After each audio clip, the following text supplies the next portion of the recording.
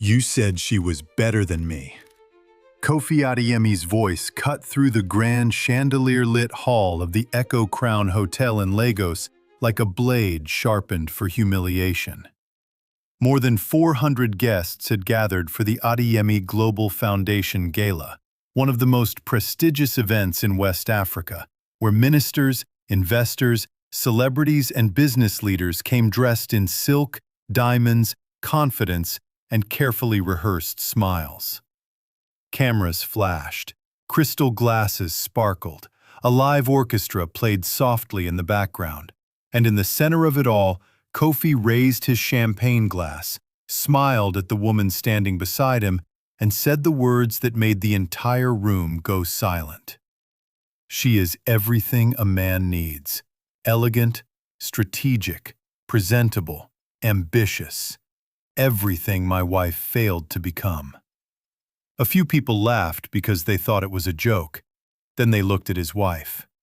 Amara Adeyemi did not laugh.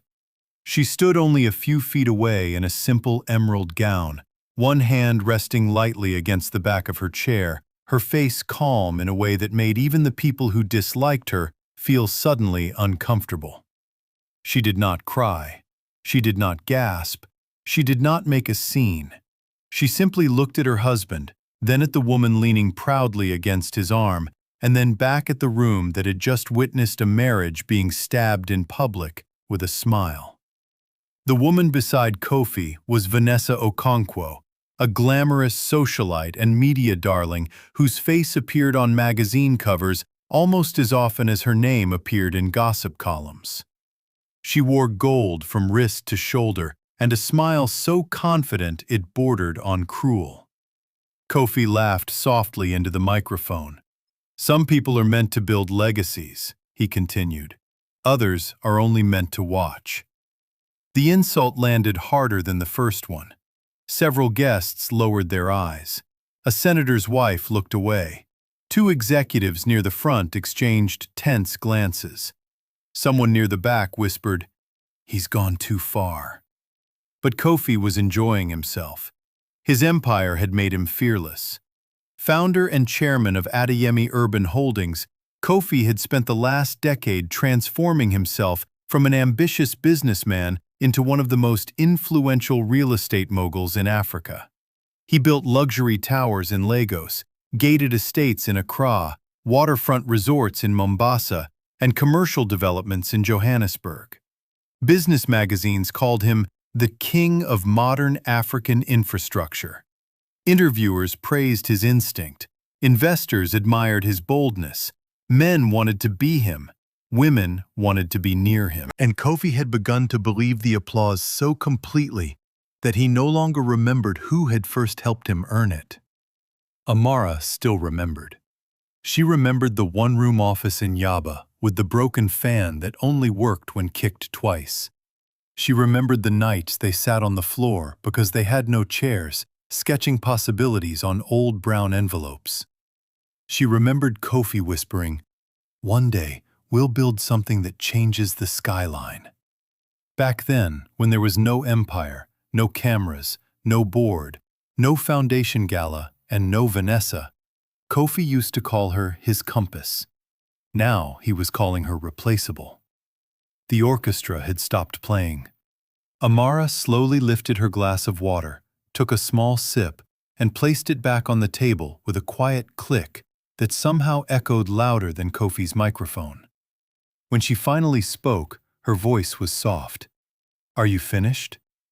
Kofi smirked. "Why? You finally have something to say?" A few nervous people shifted in their seats. Vanessa folded her arms and looked Amara up and down with the polished cruelty of a woman who had mistaken temporary access for permanent victory. Amara's eyes moved to her only briefly. There was no hatred in them, no jealousy, no desperation, only an almost frightening level of clarity. Then she looked back at Kofi. "Yes," she said, "I do." He waited, amused. So did the room. Amara smiled, not a wounded smile, not a trembling one, a complete one. The kind of smile a person wears when grief has already done its work and left behind certainty. "Then enjoy your moment," she said, and she sat down. That was all. No shouting, no accusations, no tears, no dramatic exit. Just 4 words and a smile. Somehow, that made the entire room feel even colder. Because while everyone else heard surrender, Kofi did not notice that what had just left her face forever was not confidence. It was attachment. The gala continued, but never fully recovered. Kofi forced his charisma back into place and moved on with the evening's program, introducing charity pledges, infrastructure partnerships, educational grants, and a new international expansion strategy. Vanessa remained on his arm, smiling for cameras, whispering into his ear, performing ownership in public the way some people perform wealth. The crowd applauded when expected. Sponsors nodded. The cameras kept recording. But the atmosphere had changed. Amara remained seated for the rest of the program, composed and silent. She did not touch the expensive food served in silver dishes. She did not react when photographers deliberately avoided framing her in shots. She did not flinch when Vanessa took Kofi's hand. She merely watched, and in watching, remembered. She remembered the first land survey they had ever taken together outside Ibadan under merciless heat. The architect they could not afford. The banker who laughed at their proposal. The clients who ignored them until Amara redesigned their failed project overnight and turned a rejection into their first serious contract. She remembered how often Kofi used to ask, "What do you think?" before every big move. Somewhere between success and worship, he stopped asking. Somewhere between magazine covers and private jets, he began speaking as if vision had always belonged to him alone. And somewhere along the way, Amara had stopped correcting the story people told about her husband, because she believed loyalty meant letting the world praise the man you built beside. She understood now that silence can be generous at first and destructive later. When the gala ended, guests drifted into smaller groups, speaking in lower voices than usual. No one approached Amara with fake sympathy. Perhaps because her composure made pity feel insulting. Perhaps because many of them knew enough of the company's earliest years to understand that Kofi had not merely embarrassed a wife tonight. He had disrespected a foundation. As the ballroom slowly emptied, an elderly man in a charcoal agbada approached her table. Chief Tunde Balogun, one of the earliest investors in Adeyemi Urban Holdings, walked with the measured pace of someone whose age had removed any need to pretend. "Amara," he said quietly. She stood to greet him. "Chief." He studied her face for a moment. "I have lived long enough to know the difference between a woman who is hurt and a woman who is done." Amara gave a slight smile. "Then your wisdom is still working." His expression darkened. What happened tonight should never have happened. She did not ask which part. He lowered his voice further. "There are men who become rich and think wealth rewrites history." Amara's eyes did not leave his. "And there are people," she said, "who help them believe it." Chief Tunde accepted the truth in that without defense. He nodded once. "If you need anything, call me." "Thank you," she said. But she already knew what she needed. Not comfort, not revenge, not explanation. She needed to stop standing inside a lie that had grown so large it now had its own security team, media department, and event sponsors. Outside, the Lagos night was warm and full of headlights. Drivers waited beside polished black cars. Hotel staff moved efficiently between doors. Laughter from another event drifted faintly through the air, as if somewhere else in the same city life had not just split open. Kofi and Vanessa were still inside doing final media photos when Amara stepped into her car alone. She did not tell the driver to go home immediately.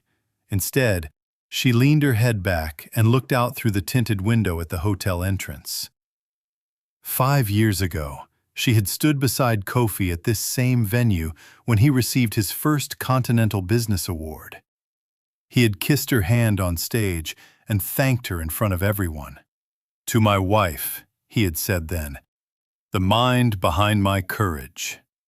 The room had applauded. Tonight, those same walls heard him call her less than the woman on his arm. That memory should have broken her. Instead, it freed her. By the time the car reached their Ikoyi mansion, Amara had made a decision so clean and complete that it surprised even her. She was not going to wait for an apology. She was not going to ask if Vanessa meant anything. She was not going to have the tired conversation wealthy men always expect to control with money, gaslighting, and inconvenience. She was leaving. The house was illuminated the way luxury homes often are, beautifully and without warmth. Soft gold lights reflected off marble floors. The indoor fountain whispered in the entrance hall. Fresh lilies had been placed near the staircase that morning. A home designed to impress guests now felt like a museum for a marriage that had died in rooms too expensive to mourn honestly inside. Amara walked upstairs to the master bedroom and opened the large walnut wardrobe. She ignored the gowns she had worn to state dinners, the jewelry Kofi had bought after betrayals he never admitted, the handbags selected by stylists who said powerful wives must look controlled, feminine, and expensive. Instead, she reached for the things that still belonged to her before the marriage began performing itself for the world.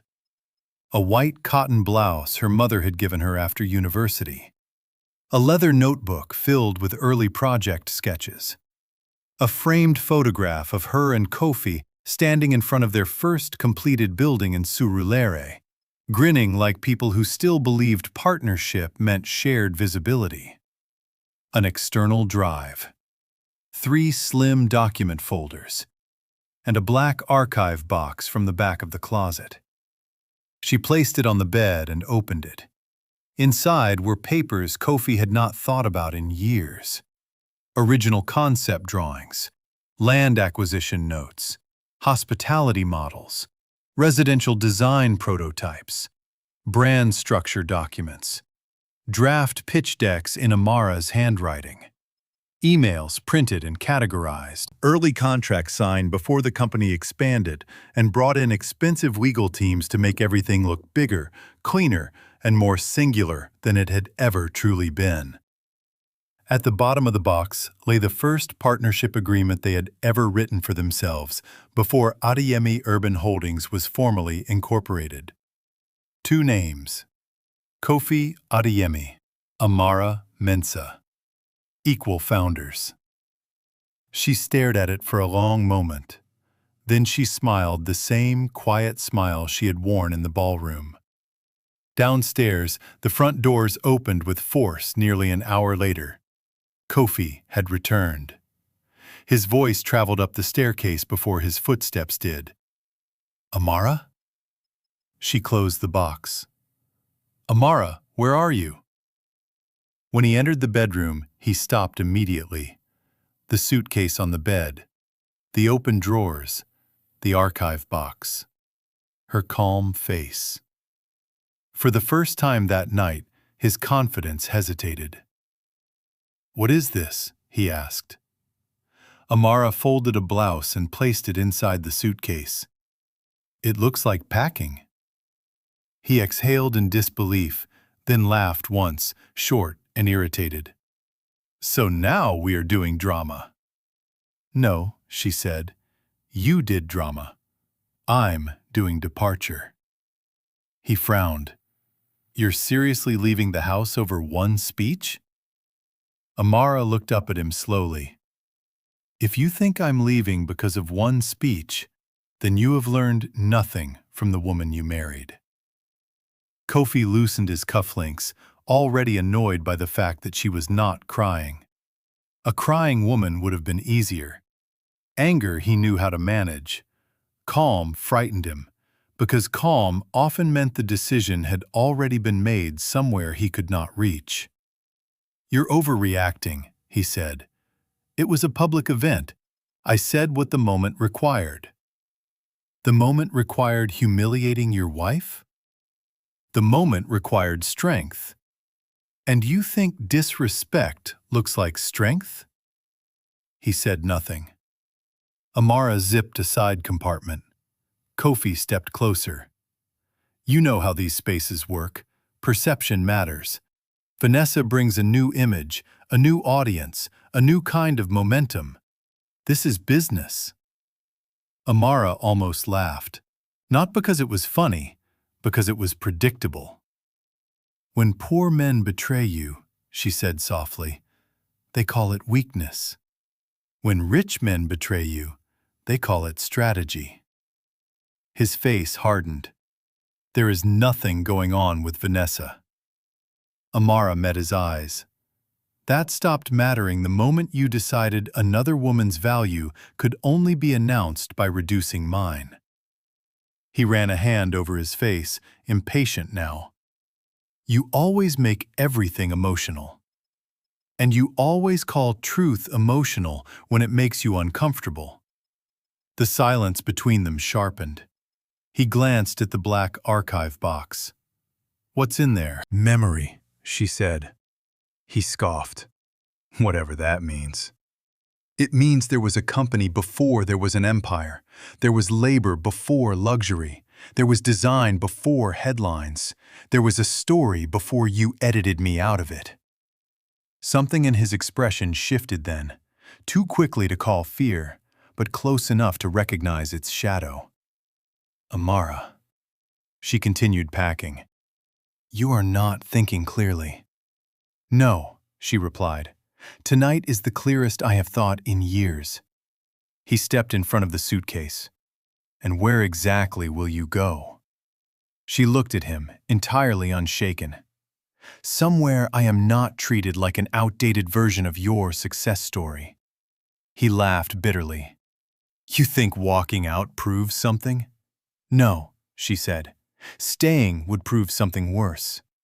He opened his mouth to respond, but her phone rang. The name on the screen was David Mensah, her older brother in Accra. She answered. "Hello?" "Amara."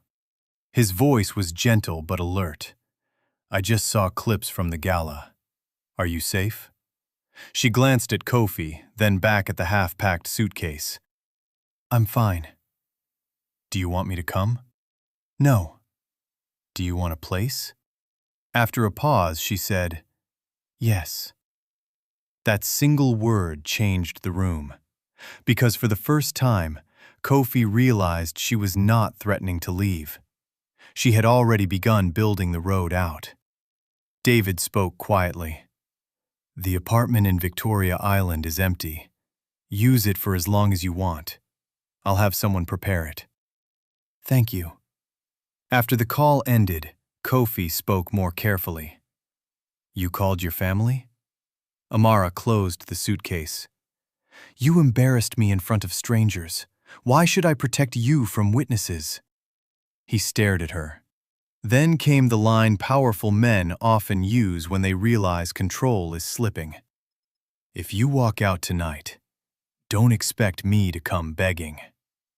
Amara lifted the suitcase from the bed. "I noticed," she said, "that you stopped coming toward me long before tonight." She moved past him. He caught her wrist, not violently, but not gently either. "Amara." She looked down at his hand. His fingers slowly released. "Do not make the mistake," she said, "of touching me like I still belong to your version of this marriage." He stepped back. For a moment, neither spoke. Then Amara picked up the archive box, tucked it beneath one arm, and walked toward the door. Kofi followed her downstairs, his voice lower now, less performative, more unsettled. Where will this end? She did not turn around. You should have asked yourself that before you started it in public. At the entrance hall, she set the box near the suitcase and reached for her keys. The front door opened. Vanessa walked in. She was still wearing the gold gown from the gala, though now the glamour looked slightly thinner without the ballroom lighting to assist it. In one hand, she held her phone. In the other, a bottle of champagne. She entered, smiling, ready to continue the night she thought she had won. Then she saw the suitcase. She saw Amara. She saw the box. And she saw, for the first time, a scene she had not been cast to dominate. "Oh," Vanessa said. Amara looked at her calmly. There are moments when one woman expects another to plead, rage, or compare. Vanessa got none of those. Amara simply walked to the door, opened it wider, and stood aside. Vanessa glanced uncertainly at Kofi. He said nothing. Amara's gaze remained steady. "You should go in," she said. "You've been trying to enter this house for months. It would be rude to keep you waiting now."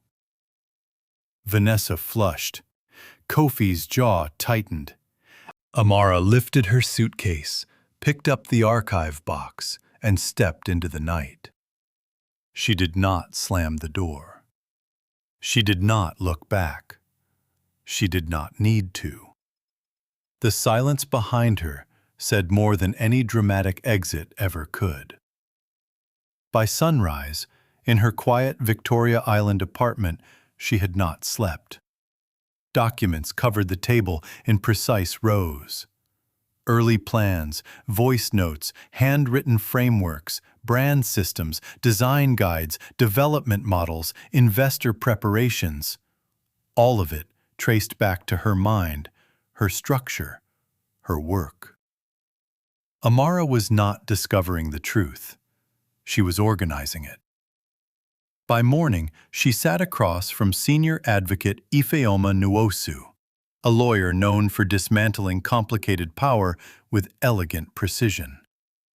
After reviewing the files, the woman looked up and asked, "Did he forget you kept all this?" Amara answered with calm steel, "He forgot I stopped speaking. He mistook that for not seeing." The verdict came quickly. This was not only divorce. This was ownership, authorship, brand identity, and a corporate history built on misattribution. And it could be proved so thoroughly that denial itself would become humiliation. That same day, legal notices were drafted, preservation orders, ownership claims, disclosure requests, intellectual property protections. By evening, the first sealed packet was already moving toward Kofi Adeyemi's office. Kofi arrived at headquarters expecting gossip, maybe inconvenience, maybe a few awkward looks. Instead, he walked into a building filled with the strange tension of a rumor becoming architecture. Conversations lowered when he passed. Respect had not vanished, but it had become conditional. Then the envelope arrived. He opened it with irritation.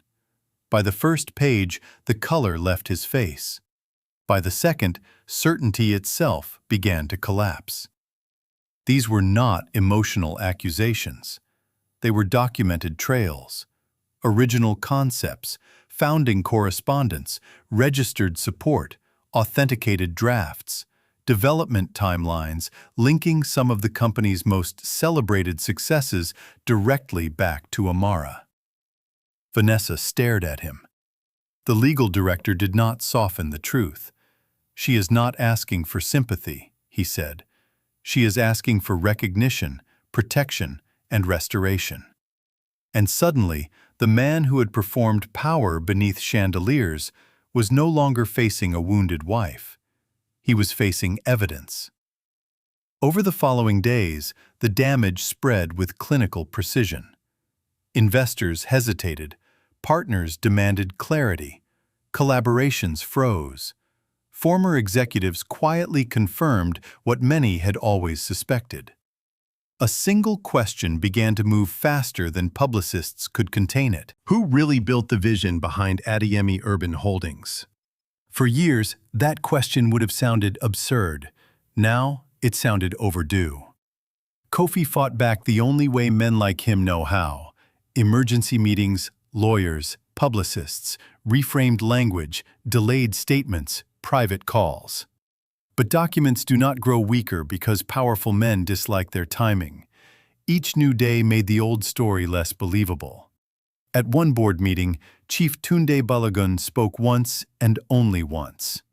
"It is astonishing," he said, "how many people called Kofi a visionary without ever asking whose eyes he had borrowed." No one answered. Weeks later, mediation began in a private conference suite in Abuja.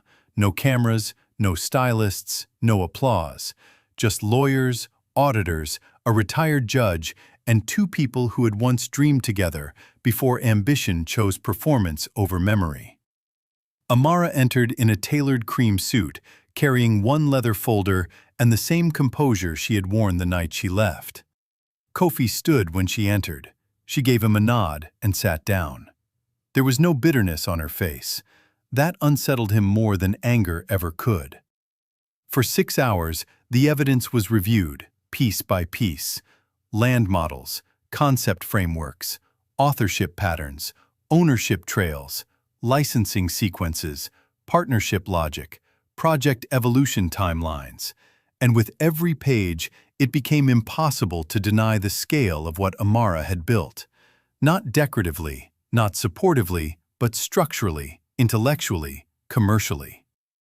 Finally, the mediator asked the question that mattered. "Mr. Adeyemi, do you dispute that your wife's original work formed a significant part of your company's defining value?" Kofi looked at the table for a long time.